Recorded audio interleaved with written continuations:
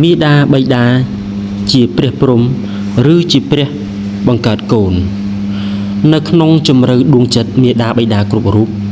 តែងតែប្រាថ្នាចង់ឲ្យកូនមានអនាគតភ្លឺស្វាងត្រចះត្រចង់ហេតុនេះពេលកូនកើតមកលោកតែងតែឲ្យគេទាយនិមិត្តលក្ខណៈដើម្បីឲ្យដឹងថាល្អឬមិនល្អប្រសិនបើគេទាយថាមិនល្អលោកតែងតែលាក់នៅអាកំបាំងនោះទុកក្នុងចិត្តតែម្នាក់ឯងដោយមិននិយាយឲ្យកូនដឹងព្រោះខ្លាចកូនភ័យឬបាក់ទឹកចិត្តការធ្វើខ្លួនឲ្យคล้ายជាម្ដាយឪពុកដ៏ល្អឥតខ្ចោះមួយរូបគឺជារឿងលំបាកបំផុតព្រោះត្រូវមានទំនួលខុសត្រូវនិងកាតព្វកិច្ចជាច្រើនដែលត្រូវបំពេញហើយទំនួលខុសត្រូវមិនមែនចប់ត្រឹមតែបង្កើតកូននោះទេតែត្រូវមានភារៈនិងរឿងជាច្រើនដែលត្រូវធ្វើបន្តទៀតម្យ៉ាងទៀតអ្នកមិនត្រូវគិតថាត្រឹមតែមានផ្ទះឲ្យកូននៅមានគ្រែឲ្យកូនដេកមានខ្នើយឲ្យកូនកើយមានភួយឲ្យកូនដណ្ដប់មានលុយឲ្យកូនចាយមានបាយឲ្យកូនញ៉ាំគឺគ្រប់គ្រាន់នោះទេចំណុចសំខាន់គឺអ្នកត្រូវណែនាំវិធីសាស្ត្រល្អៗឬត្រូវបណ្ដុះគុណធម៌ឲ្យមានក្នុងចិត្តកូនរបស់អ្នកដើម្បីឲ្យមានភាពជឿជាក់ថាកូនអ្នកនឹងមានអនាគតភ្លឺស្វាងដូចអ្នករំពឹងទុកដូច្នេះអ្នកត្រូវព្យាយាមសិក្សាស្វែងយល់ចំណុចល្អៗឲ្យបានច្រើនដើម្បីទុកជាក្បួន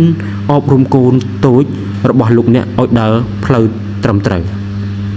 ជាការពិតណាស់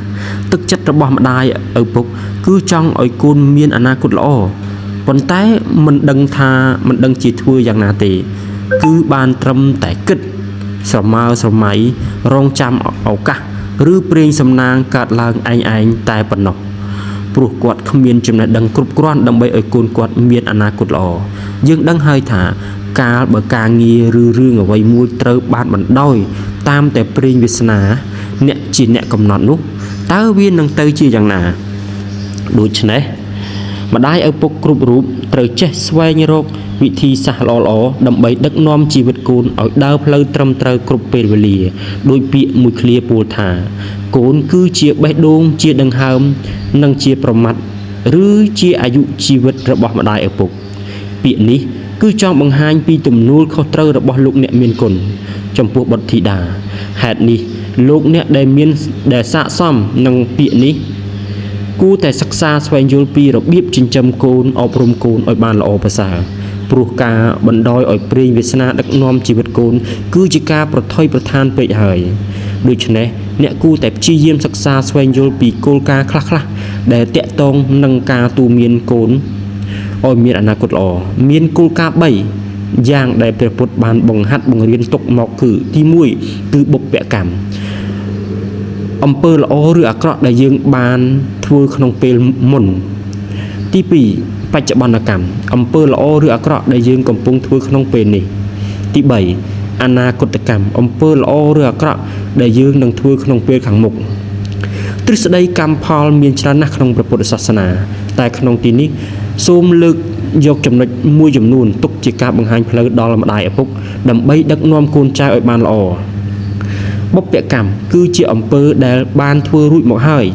តែវាមិនមែនសំដៅដល់អតីតជាតិតែម្យ៉ាងនោះទេទោះបីជាក្នុងបច្ចុប្បន្នជាតិក៏អាចចាត់ទុកថាជាបុព្វកម្មបានដែរដូចជាយើងធ្លាប់បានធ្វើរឿងអ្វីមួយកាលពី10ឬ20ឆ្នាំមុនហើយវាអាច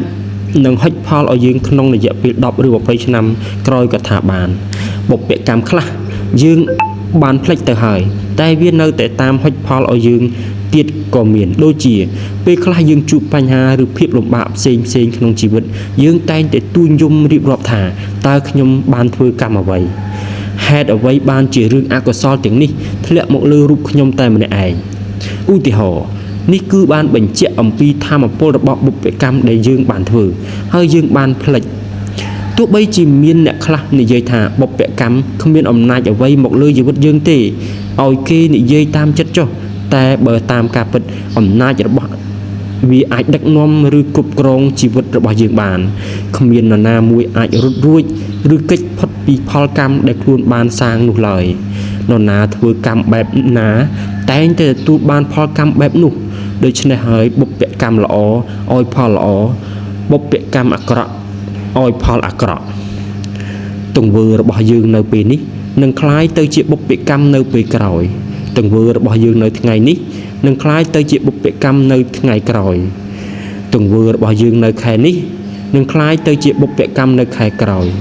ទង្វើរបស់យើងនៅឆ្នាំនេះនឹងคล้ายទៅជាបុព្វកម្មនៅឆ្នាំក្រោយទង្វើរបស់យើងនៅជាតិនេះនឹងคล้ายទៅជាបុព្វកម្មនៅជាតិក្រោយបុព្វកម្មដែលជាអំពើល្អនឹងជួយជំរុញឲ្យជីវិតយើងកាន់តែរីកចម្រើនឡើងជាលំដាប់ឯបុព្វកម្មដែលជាអំពើអាក្រក់នឹងជំរុញឲ្យជីវិតយើងកាន់តែអាក្រក់នឹងដុនដាបទៅជាមិនខានយើងពិតជាមានសំណាងនឹងមានជោគវាសនាដោយបានជួបប្រទះនៅទ្រឹស្ដីដ៏ល្អយ៉ាងនេះតែក៏នៅមានមនុស្សភាគច្រើនយល់ខុសស្វែងរកជោគជាតារិស័យពីខរបស់ខាងក្រៅដែរបើតាមការពិតសំណាងល្អឬអាក្រក់គឺជាធម៌ពលរបស់បុព្វកម្មដែលបានជះឥទ្ធិពលមកលើជីវិតរបស់យើងជារៀងរាល់វិនាទីដូច្នេះម្ដាយឪពុកណាដែលចង់បង្ហាញមិគីដ៏ល្អត្រឹមត្រូវដល់កូនម្ដាយឪពុកនោះគួរតែប្រាប់កូនឲ្យធ្វើអំពើល្អជាប់ជានិច្ចនិងត្រូវប្រាប់កូនឲ្យចេញឲ្យឆ្ងាយអំពីអំពើអាក្រក់គ្រប់បែបយ៉ាងក្នុងជីវិតរស់នៅប្រចាំថ្ងៃព្រោះបុព្វកម្មជាកុសលនឹងคล้ายជាទ្រព្យសម្បត្តិមរតកមិនអាចកាត់ថ្លៃបានដែលអាចជាប់តាមប្រាណយើងគ្រប់ពេលវេលានិងគ្រប់ទីកន្លែងទាំងអស់មរតកនឹងហើយដែលយើងហៅថាសំណាងឬជោគជតាល្អព្រោះអាស្រ័យអំណាចដ៏អាកំបាំងម្យ៉ាងគឺបុព្វកម្មនេះឯងខ្ញុំសូមស្លេះអំពីរឿងបច្ចុប្បន្នកម្មនិងអនាគតកម្មទុកមួយលើសិនហើយខ្ញុំនឹងលើកវាមកពិភាក្សានៅចំពោះក្រោយទៀតសូមមេត្តារងចាំផងចុះឥឡូវនេះសូមសិក្សាអំពីមាគ៌ាមួយដែលជួយឲ្យកូនលោកអ្នកមានអនាគតថ្លៃថ្លាត្រចះត្រចង់នៅក្នុងភាគទី1នេះក្រោមប្រធានបទថាស្រឡាញ់កូនឲ្យត្រូវផ្លូវហើយភាគទី2ភាគទី3នឹងត្រូវបន្តតាមលំដាប់លំដោយដូចតទៅ